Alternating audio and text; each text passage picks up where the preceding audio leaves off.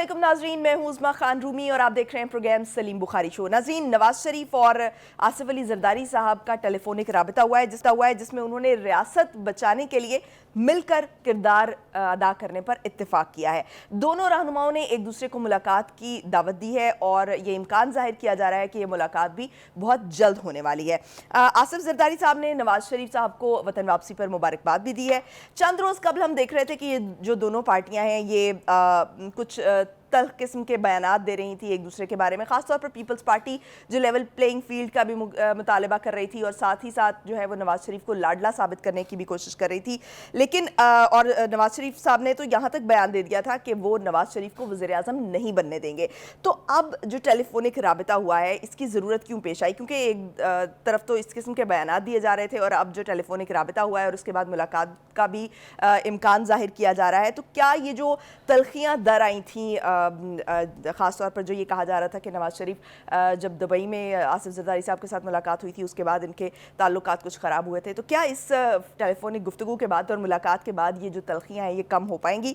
और इसके अलावा नाज़रीन हम ये भी जानेंगे कि आखिर इस राबते की ज़रूरत क्यों पेश आई, इसकी पस पर्दा वजह क्या है।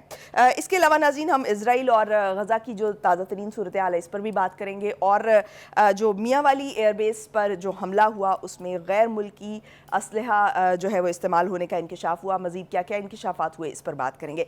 अस्सलाम वालेकुम बुखारी। जी वालेकुम अस्सलाम, कैसी हैं आप? बुखारी साहब मैं ठीक हूँ, अल्लाह का शुक्र है। बुखारी साहब, पहले तो पीपल्स पार्टी जो है वो लेवल प्लेइंग फील्ड का मुतालबा कर रही थी और नवाज शरीफ को लाडला साबित करने की भी बात हो रही थी, तो ऐसा क्या हुआ अचानक कि ये राबिता हुआ, टेलीफोनिक राबिता हुआ और अब मुलाकात की तवक्को भी जाहिर की जा रही है और रियासत को के लिए मिलकर जो है वो अपना किरदार अदा करने पर इत्तेफाक हो गया है? इस राबिते की आपको वजह क्या लग रही है, क्यों इसकी ज़रूरत पेश आई? देखिए, पहली बात तो ये है कि ऐसे लगता है कि दोनों के बीच बर्फ़ पिघली है। अच्छा। ये तो मेरा गट रिएक्शन है। अगर आपका सवाल जो है उसका मैं मुख्तसरन जवाब देना चाहूँ, लेकिन मेरे ख्याल से ये हम अपने नाज़रीन को इतने इख्तिसार से नहीं समझा पाएंगे, तो वहाँ थोड़ी सी तफसील देना बहुत ज़रूरी है। पीपल्स पार्टी का हुकूमत से निकलने के बाद जो बयानिया है वो ये है कि नून लीग की डील हो गई है और नवाज शरीफ साहब लाडले बन गए हैं।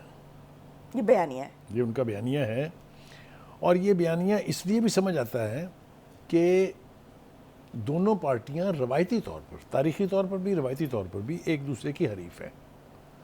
हमेशा से इन्हीं के बीच में पिछले 30-35 साल में जितने भी इलेक्शन हुए हैं मुकाबला उन्हीं से हुआ है। एक एक्सेप्शन है जो 2018 का इलेक्शन है जिसमें पीटीआई एक थर्ड फोर्स के तौर पे सामने आ गई थी।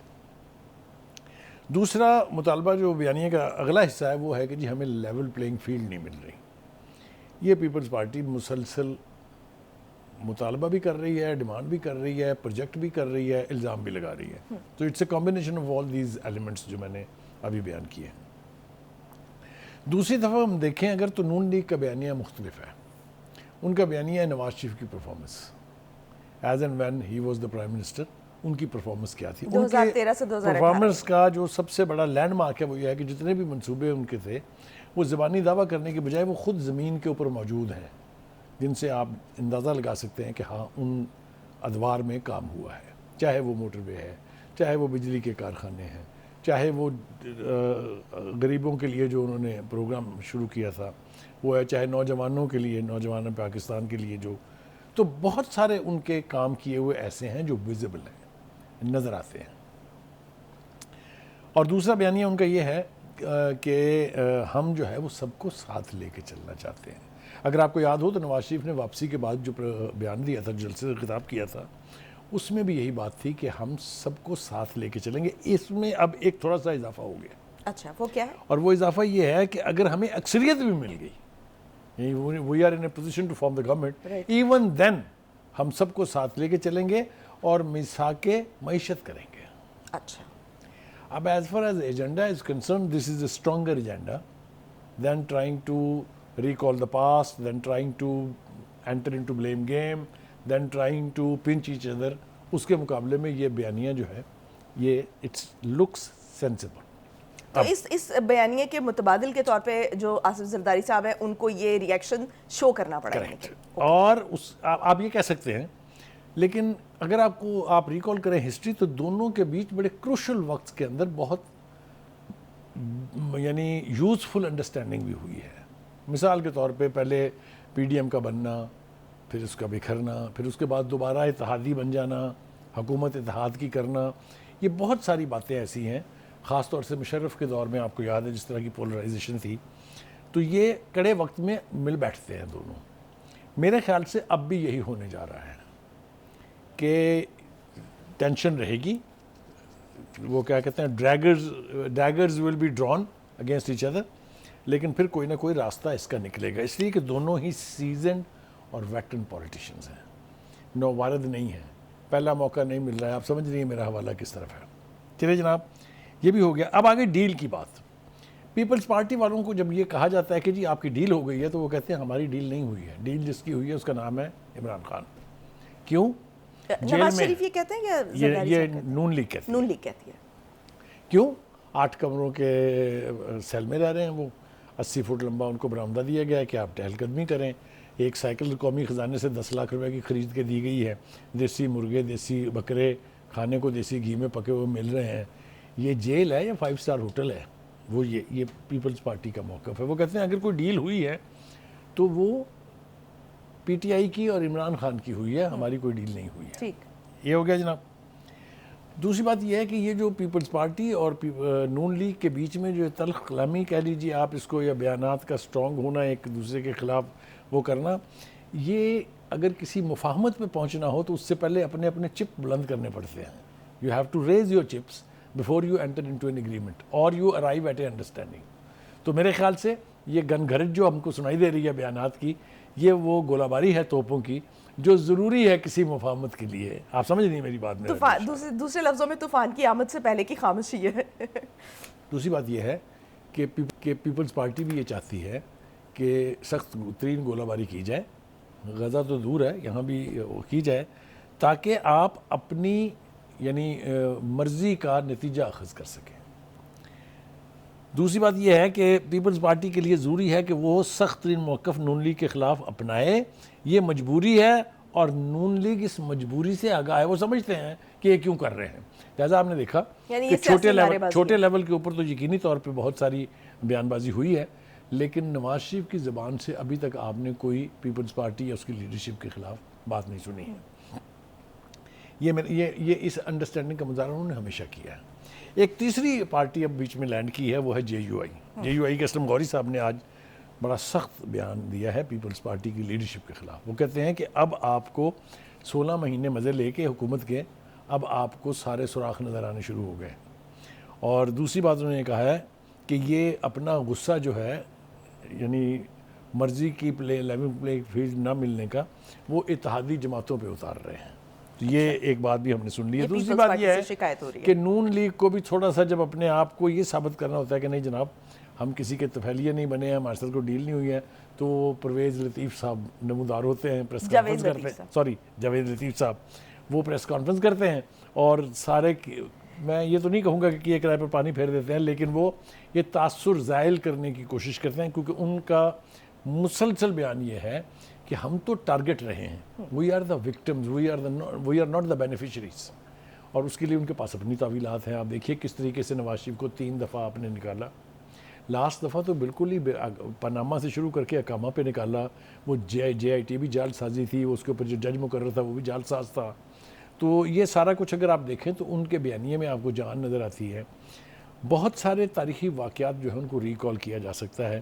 مثال کے طور پر نون لیگ کے دور میں ہندوستان کے ساتھ تعلقات کی نوعیت بالکل مختلف تھی. اگر آپ کو یاد ہو واجپئی صاحب کے ساتھ جو انڈرسٹینڈنگ آئی تھی کشمیر کے حوالے سے, وہ آلموسٹ مسئلہ حل ہو چلا تھا. لیکن پھر آپ کو یاد ہے کہ جنرل مشرف صاحب نے کیا واردات کی, ادھر وہ طے ہونے لگتا تھا تو ادھر کارگل ہو جاتی تھی. پھر یہ آپ کو یاد ہوگا کہ جماعت اسلامی کو استعمال کر کے ایک مظاہرہ کرایا گیا بہت بڑا, اور خود یہ بھی تاثر نہیں دیا بلکہ بیان ایک طرح سے دیا کہ میں تو جی سلوٹ نہیں کروں گا جب وہ آئیں گے. وہاں ہوتا ہے نا, یہ ایک پروٹوکول کا حصہ ہے کہ جب کوئی غیر ملکی head of state, head of government آتا ہے تو آپ اس کو پروٹوکول دیتے ہیں, آپ کے آرمی چیف کھڑے ہوتے ہیں وغیرہ وغیرہ. انہوں نے کہا میں یہ نہیں کروں گا. تو this was all to sabotage that effort. اور وہ سبوٹیج ہونے کا نقصان یہ ہوا کہ وہ تعلقات آج تک پھر کسی ایک نہج پر پہنچنے کے لیے تیار نہیں ہے. کشمیر کا ایشو اپنی جگہ ہے, ٹریڈ رکی ہوئی ہے, ٹینشن علیحدہ ہے. تو یہ بات تو میرے خیال سے ہر سین سیاستدان نے پاکستان میں کی ہے کہ اگر آپ نے ہندوستان کے ساتھ میوچول کو ایگزسٹنس پہ چلنا ہے تو وہی ایک راستہ ہے. کشمیر یقینی طور پہ بہت بڑا ڈسپیوٹ ہے, اور میں کہوں گا کہ جو ساؤتھ ایشیا ہے اس میں میرے خیال سے اس سے بڑا اور کوئی سینسٹیو ایشو نہیں, پورا امن اس کے ساتھ جڑا ہوا ہے. یعنی تمام جماعتیں جو ہے وہ اگر مل کر اقتدار میں آئیں گی تو اس طرف جو ہے وہ معاملات سدھر جائیں گے. اچھا بخاری صاحب, کچھ جو تجزیہ کار ہیں وہ یہ بھی کہہ رہے ہیں کہ چونکہ زرداری صاحب سے پنجاب میں کچھ سیٹ کی لین دین پر بات ہوئی تھی جس پر جو ہے وہ زرداری صاحب نواز شریف صاحب جو ہے وہ راضی نہیں ہوئے تھے, جس کے بعد ان کے تعلقات آپس میں خراب ہو گئے تھے, اور اب جو سندھ میں کچھ ایک الائنس کی بات ہو رہی ہے جس پہ نون لیگ نے اندیا بھی دیا کہ جی ڈی اے کے ساتھ اور ایم کیو ایم کے ساتھ تعاون کرنے کے لیے جو ہے تیار ہیں, اور کل ملاقات بھی ہونے جا رہی ہے ہم ایم کیو ایم کے رہنماؤں کے ساتھ. تو کیا جو سندھ میں یہ جو ایک پیپلز پارٹی کے اگینسٹ ایک آپ کہہ لیں کہ ایک اتحاد بن رہا ہے, کیا یہ بھی ایک تھریٹ ہے, اور اس کی وجہ سے آصف زرداری صاحب اس بات پر مجبور ہوئے ہیں کہ نواز شریف صاحب کے ساتھ جو ہے وہ اس قسم کا رابطہ کیا؟ دیکھیے, جب آپ یہ بیان دیں گے, اور یہ بیان بھی کوئی عام ورکر کا نہیں ہے کہ ہم پی ٹی آئی کے ساتھ اتحاد کر سکتے ہیں. آپ تصور کیجئے, وہی تو کہہ رہا ہوں کہ آپ ذرا تصور کیجئے کہ 9 مئی کے بعد جو حال پی ٹی آئی کا ہے, جس طرح کا بوجھ وہ اپنے سر پہ 9 مئی کا اٹھائے ہوئے ہے, کیا کوئی سیاسی جماعت افورڈ کر سکتی ہے کہ ان کے ساتھ اتحاد کر کے پاکستان میں الیکشن بھی جیتے؟ سیاست تو کرے چلیے, وہ تو اس کی گنجائش نکل آئے گی, لیکن آپ الیکشن جیت جائیں تو یہ ایک عام فہم آدمی سے اگر اس کا جواب پوچھیں آپ کو تو وہ مل جائے گا. اصل بات یہ ہے کہ شروع میں جو مطالبات تھے زرداری صاحب کے, انہوں نے 2 باتیں کی تھی, 2 مطالبات کیے تھے جب شہباز شریف کے ساتھ ان کی ملاقات ہوئی تھی دبئی میں, جس کا آپ نے حوالہ دیا ہے. وہ یہ تھا جی کہ ایک تو یہ آپ ہمارے جو 5 سٹالورٹس ہیں نا پنجاب میں, جن میں یوسف رضا گیلانی شامل ہیں, راجہ پرویز شامل ہیں, قمرالزمان قاہرہ شامل ہیں, جس میں ندیم افضل چند شامل ہیں, ایک صاحب اور ہے ابھی نام یاد آ جائے گا ان کا, ان کے مقابلے میں آپ کینڈیڈیٹ کھڑا نہ کریں. مطالبہ نمبر 1. مطالبہ نمبر 2 یہ تھا کہ آپ جو ساؤتھ پنجاب ہے اس میں جہاں پہ ہمارا پہلے بھی انفلوئنس بہت ہے, اور اب چونکہ ہم نے وہاں جہانگیر ترین کی پارٹی کے ساتھ کے خلاف الیکشن لڑنا ہے, لہٰذا آپ وہاں بھی ہمیں سپیس دیں. نواز شریف صاحب نے تو اس کو بہت بعد میں اس کے اوپر مہر ثبت کی ہے, پارٹی کے اندر اس کے اوپر بہت اختلاف رائے تھا. پارٹی کا خیال یہ تھا کہ یہ اس طرح سے اگر ہم سیٹیں بانٹنے لگے تو ہم خود کہاں جائیں گے, اور دوسری بات یہ ہے کہ پیپلز پارٹی اس کے مقابلے میں سندھ میں کوئی سپیس دینے کے لیے تیار بھی نہیں ہے. جب آپ پی ٹی آئی سے اتحاد کی دھمکی دیں گے, جب آپ نواز شریف کو لاڈلا کہیں گے, تو پھر چھیڑ خانی کرنا سندھ میں واجب ہو جاتا ہے. لہٰذا یہی ہوا ہے کہ جی ڈی اے کے ساتھ اتحاد کی بات, ایم کیو ایم کے ساتھ اتحاد کی بات, یہ 2 پاورفل فیکشنز ہیں سیاست کے. ایم کیو ایم جو ہے وہ سمجھتی ہے کہ ہمارا مینڈیٹ چوری کر کے پی ٹی آئی کو دیا گیا تھا, اس دفعہ ہم اپنا مینڈیٹ واپس لیں گے. جماعت اسلامی کہتی ہے میں بھی ایک فیکٹر ہوں, جی ڈی اے کہتی ہے ہم تو یہاں پر جتنی بھی نیشنلسٹ پارٹیز ہیں اس کا ایک اتحاد ہے. تو آل از ناٹ ویل, یعنی سندھ میں اگر نون لیگ کے ساتھ کوئی مفاہمت نہیں ہوتی ہے تو سندھ میں پیپلز پارٹی کو الیکشن جیتنا جو ہے وہ تھوڑا سا دشوار ضرور ہو جائے گا, اس لیے کہ وہ ویل انٹرنچڈ پارٹی ہے, وہاں پر کافی عرصے سے وہ ہے. دوسری طرف سے ہم دیکھتے ہیں جب تو بہت ساری باتیں جو ہیں وہ سامنے آ رہی ہیں, فیصل کنڈی صاحب بھی مسلسل ایک بیانیے کے اوپر عمل کر رہے ہیں, لیکن اسحاق ڈار صاحب نے کل ایک انٹرویو میں بہت پتے کی باتیں کی ہیں. ایک تو انہوں نے کہا کہ وہ جو لوگ توقع رکھ کے بیٹھے ہوئے ہیں کہ نواز شریف اقتدار میں آئے گا پھر فوج سے لڑ پڑے گا اور پھر گھر چلا جائے گا, وہ اسحاق ڈار صاحب کہتے ہیں کہ ایت نہیں ہونے لگا ہوں دوبارہ, کیونکہ انہوں نے بھی میرے خیال سے اپنے سبق سیکھ لیے ہوں گے. ایک بات. دوسری بات یہ کہ جو پیپلز پارٹی ہے میرے خیال سے ان کے لیے بھی اب لمحہ فکریہ ہے, اس کی لیڈرشپ بیٹھ کے ضرور اس کے اوپر غور کرے گی. ٹھیک ہے مستقبل کے اندر پرائم منسٹر ضرور بننا چاہیے بلاول بھٹو زرداری صاحب کو, لیکن کیا وہ 2024 میں ہوگا یا 2028 میں ہوگا, یہ ساری باتیں سوچ سمجھ کے میرا خیال ہے لیڈرشپ دونوں طرف کی بیٹھے گی, اور کچھ ایسے فیصلے ضرور ہوں گے جس میں ورکنگ ایکویشن بن جائے گی. ٹھیک, یعنی مل بیٹھنے کی بات کر رہے ہیں آپ تو ایک گرینڈ ڈائلاگ کی بھی بات ہو رہی ہے کہ بڑے لیول پر جو ہے وہ گرینڈ ڈائلاگ شروع ہونے جا رہا ہے, جس میں جو سیاسی رہنما ہیں اور جتنی بھی مذہبی رہنما ہیں, سول سوسائٹی اور میڈیا, اس کا اپنا ایک کردار ہوگا. یہ کب گرینڈ ڈائلاگ شروع ہوتا ہے اس پر جو ہے وہ جب یہ ملاقاتیں ہوں گی اور جب اس کے بعد صورتحال بنے گی تو اس پر بات کریں گے. لیکن بریک لینے کا کہا جا رہا ہے مجھے. بریک سے واپس آئیں گے اور ہم بات کریں گے کہ اسرائیل اور غزہ کی کیا تازہ ترین صورتحال ہے اور کیا اپڈیٹ ہے. Stay tuned.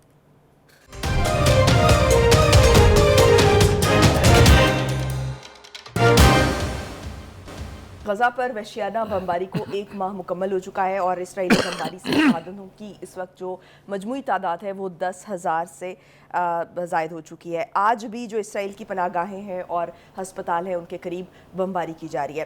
بخاری صاحب, بڑا سٹرونگ ری ایکشن ہم نے دیکھا کہ ابھی مختلف ممالک کی طرف سے آ رہا ہے, دنیا کے دیگر ممالک کی طرف سے آ رہا ہے. لیکن میرا سوال یہ ہے کہ جو یہ اس وقت جو غزہ میں صورتحال ہے, کرائم اگینسٹ ہیومینٹی جو ہے, یہ اس خطے کی عوام کو کس طرف لے کر جائے گا؟ دیکھیے, جو راستہ اسرائیل نے چنا ہے یہ مکمل تباہی اور مکمل بربادی کا راستہ ہے. اس وقت شاید ان کو لگ رہا ہو کہ انہوں نے تھوڑی سی فتوحات حاصل کر لی ہیں یا غزہ کو نیست و نابود کر دیا ہے, لیکن اگر ان کا خیال یہ ہے کہ یہ دشمنی یہاں ختم ہو جائے گی تو یہ وہ بھول میں ہے. یہ 75 سال سے یہ تجربہ کرتی چلی آ رہی ہے. سکسیسو گورنمنٹ, سکسیسو ایک سے ایک بڑا یعنی صہیونی لیڈر جو ہے اس نے ظلم و ستم کی انتہا کی, لیکن آج بھی فلسطینی زندہ ہیں, آج بھی فلسطینی ریزسٹ کر رہے ہیں دنیا کی ایک ایسی پاور کو جس کے پاس نہ اسلحے کی کمی ہے, نہ فنڈز کی کمی ہے, جس کی پوری قوم فوج ہے, کیونکہ سب کی ٹریننگ 2-2 سال کی ہوئی ہے. اس کے خلاف ایک حماس جیسی قوت کا کھڑا ہونا اور حزب اللہ جیسی قوت کا کھڑا ہونا, یہ منہ چڑھا رہا ہے دنیا کی پوری جتنی بھی یعنی امپیریل پاورز ہیں ان کا. امریکہ جو سمجھتا ہے کہ اسرائیل کے ذریعے وہ پورے عرب جو خطہ ہے, جو عرب لینڈز ہیں, جو عرب ممالک ہیں, ان کو غلام بنائے رکھے گا, جو کہ اس نے کافی حد تک اس میں کامیاب ہے, لیکن اس کا بالآخر انجام ہونا ہے. دیکھیے کس طرح کے ریاکشنز آ رہے ہیں. ایک تو ڈپلومیٹک ورلڈ میں اب اسرائیل تنہا ہوتا جا رہا ہے. جنوبی افریقہ is the last to recall its ambassador from Israel. اس سے پہلے ترکیہ, اس کے بعد کولمبیا, بحرین, اردن, چلی, چاڈ, بولیویا اور ہنڈراس بھی اپنے سفیر واپس بلا چکے ہیں, اور بولیویا نے تو خیر تعلقات ہی ختم کرنے کا اعلان کر دیا ہے. دیکھیے گزارش یہ ہے کہ جتنی بھی کوششیں اسرائیل کر لے, ظلم جو ہے وہ نہ چھپ سکتا ہے اور نہ سدا کے لیے جاری رہ سکتا ہے. وہ کہیں نہ کہیں اس کا خاتمہ جو ہے وہ ہوتا ہے. میں ایک یوٹیوبر کا دیکھ رہا تھا, اس کی ایک پوسٹ جس میں وہ منہ چڑھا رہی ہے پوری انٹرنیشنل کمیونٹی کا. اس نے سب سے پہلے یونائٹڈ نیشن کا پوسٹر پھاڑا, اس کے بعد اس نے ہیومن رائٹس کا پوسٹر پھاڑا, پھر اس کے بعد اس نے عالمی برادری کا, انٹرنیشنل کمیونٹی کا پوسٹر پھاڑا, پھر اس نے عرب اتحاد کا پوسٹر پھاڑا, آخر میں اس نے میڈیا کا بھی پوسٹر پھاڑا. یہ میسج ہے اسٹرانگ. یہ ریزسٹنس جو ہے ان تمام ایلیمنٹس کے اگینسٹ بلڈ اپ ہو رہی ہے اور کل پرسوں ترسوں ختم ہونے والی نہیں ہے. نفرت کی یہ بنیاد جو اسرائیل نے رکھی ہے اس کی قیمت اس کی نسلوں کو چکانی ہوگی, کوئی دو اس کے بارے میں رائے نہیں ہے. مجھے جس بات کی سب سے زیادہ خوشی ہے وہ یہ کہ ہماری حکومت تو ابھی تک میرے خیال سے بیانات سے آگے نہیں گئی ہے, لیکن ہماری جو رائٹ ونگ جماعتیں ہیں, جو ہماری اسلامی دینی اور سیاسی جماعتیں ہیں, مذہبی یعنی ریلیجیو پولیٹیکل جماعتیں, انہوں نے تو کمال کر دی ہے. ٹی ایل پی کا مظاہرہ, میں کہتا ہوں جی, میں تو as a Pakistani I was very proud to see the kind of resistance and the mood of the people against Israel. ایک اس سے پہلے جے یو آئی کی ریلی, القدس ریلی, جو مولانا فضل الرحمان صاحب نے خطاب کیا, پھر اس کے بعد سراج الحق صاحب کی جو انہوں نے کراچی کے اندر فلسطینیوں کے حق میں بہت بڑی ریلی کی. اسی طرح سے جے یو آئی نے پھر کراچی میں ایک بہت بڑا اجتماع کیا. یہ ساری باتیں جو ہیں یہ انڈیکیٹرز ہیں کہ گراس روٹ لیول پر, دیکھیں نا ان ریلیوں میں لوگ ہی تھے نا, وہ فرشتے تو نہیں آئے تھے یا وہاں پتھر تو نہیں رکھے ہوئے تھے. تو پتہ یہ چل رہا ہے کہ اس تمام تر جبر اور ریاستی دہشت گردی کے خلاف جتنی ریزسٹنس ہے اس کا مظاہرہ, یہ تو میں نے پاکستان کی بات کی ہے, پوری دنیا اٹھا کے دیکھ لیں. جو سب سے بڑے حمایتی ہیں اسرائیل کے, امریکہ اور برطانیہ, ان کے شہروں میں جس قسم کے مظاہرے ہوئے ہیں اس سے پہلے کسی نے دیکھے نہیں ہیں اتنے بڑے مظاہرے. اور بخاری صاحب مظاہرے تو ہو رہے ہیں, لیکن جو ہالی ووڈ اداکار ہیں وہ تقریباً ابھی 3 خط لکھا ہے انہوں نے امریکی صدر کو, جس میں کوئی 400 کے قریب جو اداکار ہیں. اس کا مطلب یہ ہوا کہ جو گراس روٹ لیول کے اوپر عوام ہے اور عوام کے جو نمائندے ہیں, جو سمبلز ہیں, جو آئیکنز ہیں, وہ سب کہہ رہے ہیں جو یہ بلنکن کے ساتھ جو ہوا جب اس کی سینٹ کے اندر ہیئرنگ ہو رہی تھی تو جس طریقے سے لال ہاتھ کر کے لوگ کھڑے ہوئے تھے, جس طریقے سے ایک کے بعد دوسرا, دوسرے کے بعد تیسرا جرنلسٹ اٹھ کے واک آؤٹ تو نہیں کر رہے تھے, ان کو زبردستی پولیس وہاں سے ہٹا رہی تھی, ان کو کوئی پونا گھنٹہ انتظار کرنا پڑا before he could utter a word. These reactions are showing کہ America is on the wrong side of the history. Same is Britain میں تو ہمیں سمجھ آتا ہے چونکہ وہاں پر ایک ہندو جو ہے, ہندو النسل وہ وزیر اعظم ہے, تو وہاں کی جو حمایت ہے اس کا جواز ہمیں سمجھ آتا ہے, لیکن ریزسٹنس وہاں بھی بہت زیادہ ہے. یعنی پوری دنیا میں مجھے اس بات سے بہت اطمینان ہے کہ دنیا کسی بے غیرتی کی نیند نہیں سوئی ہوئی ہے, حتیٰ کہ ہندوستان جہاں پر مسلمانوں کے خلاف جبر اور ریاستی دہشت گردی کا ایک پورا عہد ہے, وہاں بھی فلسطین کے حق میں جو مظاہرے ہوئے ہیں. بالکل بخاری صاحب, یہ ہم دیکھ رہے ہیں کہ فلسطین کے حق میں دنیا بھر میں مظاہرے ہو رہے ہیں, احتجاج کیا جا رہا ہے, لیکن ایک اور بڑی اہم خبر جس کو میں ڈسکس کرنا چاہ رہی ہوں کہ وہ جو ایران کی انٹیلیجنس منسٹری ہے جو کہہ رہی ہے کہ افغانستان کی طالبان حکومت کے تعاون سے انہوں نے کوئی اسرائیلی جاسوسوں کو گرفتار کیا ہے. جی دیکھیے, Israel is on the top agenda of Israel and America. وہ بلیڈ کرانا چاہتے ہیں ایران کو. ایران کی لیڈرشپ نے جس طریقے سے اس پورے ایشو کے اوپر سٹانس لیا ہے, جو موقف اختیار کیا ہے, اور زبانی کلامی نہیں ہے, یہ ساری دنیا جانتی ہے کہ حماس کے پیچھے کون ہے اور حزب اللہ کے پیچھے کون ہے. It's not a secret, it's an open. They are providing them funds, they have been helping them out rightly. اور اب جو ان کے بیانات ہیں ان سے پتہ چلتا ہے کہ ایران از ڈرمن, اور اس نے صاف لفظوں میں کہہ دیا ہے اسرائیل کو بھی امریکہ کو بھی, if you take پنگا you pay the price. تو یہ جو سکسیس ہے ان کی, ایک انہوں نے ڈرون گرایا ہے. دیکھیے نا, اس کا مطلب یہ ہے کہ اسرائیل اور امریکہ دونوں اس کے بارے میں کنسرن ضرور ہیں کہ وہاں کیا ہو رہا ہے, کیونکہ ڈر انہیں ہے, اس میں تو کوئی دو رائے نہیں ہے. میں نے کئی مرتبہ یہاں پر ریپیٹ کیا ہے کہ ایران کا سٹانس اسرائیل کے حوالے سے اور خاص طور پر فلسطینیوں پر جو ظلم ہو رہا ہے اس کے بارے میں بہت کھلا اور اوپن. اب تو نیوکلیئر بم گرانے کی بھی دھمکی دی جا رہی ہے. جی وہ دیکھیے, وہ تو جو منسٹر تھا اس نے بیسک مائنڈ سیٹ بیان کر دیا ہے, وہ ہوا میں بیان نہیں ہے. یہ کہنا کہ جی وہ بیوقوف ایک منسٹر تھا اس کو ہم نے سسپینڈ کر دیا is not enough. Who doesn't know Israel has nukes. لیکن کبھی آپ نے سنا کسی ویسٹرن کنٹری کے پیٹ میں مروڑ اٹھا ہو, پاکستان نیوکلیئر بم بنائے لیجیٹیمیٹلی, صحیح طریقے سے, پیسفل پرپسز کے لیے؟ تو ہمارا جو حال انہوں نے کیا وہ آپ کے سامنے ہے. لیکن اسرائیل جو ہے وہ سب کچھ ان کی آنکھوں کے سامنے کر رہا ہے, سب خاموش ہیں. لیکن ایک بات میں آپ کو بتا دوں, اسرائیل نے اگر یہ غلطی کی تو میں احمد دین نژاد کا میں کوشش کروں گا, میں ربی سے کہوں کہ ان کا وہ بیان نکالے. وہ ان کی تقریر ہے, اور ان کی تقریر بھی ہے وہ ایک امریکہ کی یونیورسٹی میں جب وہ یونائٹڈ نیشن میں اجلاس کے لیے گئے تھے. اس نے کہا تھا کہ اگر اسرائیل نے کبھی کوشش کی فلسطین کو ختم کرنے کی یا ایران سے پنگا لینے کی, it will take us 3.5 minutes to eliminate Israel from the face of the earth. بیان تھا, اوکے فائن, اس کو سبسٹنشیٹ کیسے کریں گے اپنی جگہ ہے, but he was speaking for the Iranian nation, he was the elected prime minister. اب بھی آپ دیکھیے جو اس وقت لیڈرشپ ہے ان میں سے کہیں کوئی ویک بیان آپ کو نہیں ملے گا. ابھی بھی انہوں نے دھمکی دی ہے, چاہے وہ صدر رئیسی ہیں, چاہے وہ اپنے خامنائی صاحب ہیں جو رہبر انقلاب ہیں اس وقت, انہوں نے کھلے لفظوں میں کہا ہے we will not allow you to eliminate Palestinians. How can you do that?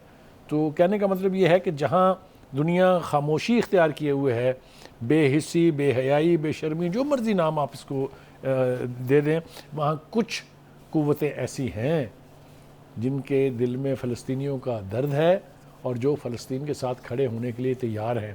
کچھ چیزیں بلڈ اپ ہو رہی ہیں, مثال کے طور پہ ترکیہ کا آپ ریئیکشن دیکھیں, جو ان کے یعنی بیانات ہیں اردوان صاحب کے, ان میں بھی کہیں کوئی جنبش نہیں ہے. تو بخاری صاحب یہ رشیا کے گروپ کی طرف سے آ رہا ہے کہ وہ حماس, کیا آپ کو لگتا ہے کہ وہ حماس کی مدد کرے گا؟ دیکھیں گزارش یہ ہے کہ یہ سارے ابھی تک تو اندازے ہیں, لیکن جو دو چیزیں پریشان کن ہیں اسرائیلیوں کے لیے بھی اور امریکہ کے لیے بھی, وہ یہ کہ نہ حماس بریک ہو رہی ہے, نہ ان کو فری ایکسیس مل رہی ہے کہ اس کے ٹینک واک ان کر جائیں. ابھی تک وہ باہر کھڑے ہیں, جنہوں نے بھی کوشش کی ہے انہوں نے قیمت ادا کی ہے, تو ریزسٹنس ختم نہیں ہو رہی ہے. دوسری طرف حزب اللہ لبنان سے بلیڈ کرانے کے لیے تیار بیٹھی ہوئی ہے. اس نے پوری قوت کے ساتھ اسرائیل کی پیش قدمی کو, اس کے جو یعنی کیا کہتے ہیں لبنان کی سرحد کی طرف جو آمد و رفت ہے اس کو روکے ہوا ہے. Hezbollah is how many times more dangerous than Hamas, یہ اسرائیلیوں سے پوچھیں وہ بتائیں گے آپ کو. تو that is not a easy پرے also. All we need is that the Muslim Ummah, if stands behind the Hamas and Hezbollah or the Palestinian for that matter, اسرائیل کی مجال اور اوقات نہیں ہے کہ وہ ان کو کوئی ذوق پہنچا سکے یا کوئی نقصان پہنچا سکے. قربانیاں تو دینی پڑتی ہیں, آزادی کے لیے بھی قربانیاں دینی پڑتی ہیں, اپنے دین کے لیے بھی, اور ہماری تاریخ ان قربانیوں سے بھری پڑی ہے. ہمیں صرف دہرانے کی ضرورت ہے. There are precedents. ٹھیک, بخاری صاحب مجھے ایک بریک لینے کا کہا جا رہا ہے, بریک سے واپس آئیں گے اور ہم میاں والی ایئر بیس پر جو حملہ ہوا اور جو دہشت گرد انوالو تھے, کن کن ممالک سے ان کا تعلق تھا, اس پر بات کریں گے. Stay tuned.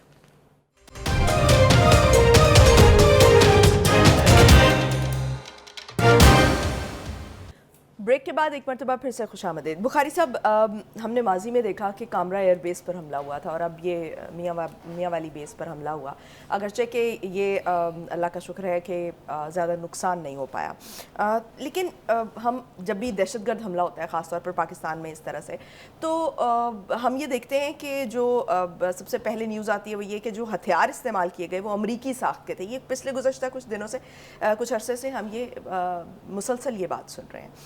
تو کیا کون انوالوڈ ہے, یہ جو دہشت گرد تنظیمیں ہیں جو اس کے بعد حملے کی ذمہ داری بھی قبول کرتی ہیں؟ دیکھیے, پہلی بات تو یہ ہے کہ اسلحہ جو ہے یہ یقینی طور پر امریکی اسلحہ ہے, اور یہ یا تو امریکہ فراہم کر رہا ہے ان کو, تو یا جو کابل میں حکومت ہے وہ ان کو فراہم کر رہی ہے. اس لیے کہ جب وہاں سے دم دبا کے امریکہ بھاگا تھا تو پیچھے کافی مقدار میں وہ نیٹو کا اسلحہ چھوڑ کے گیا تھا.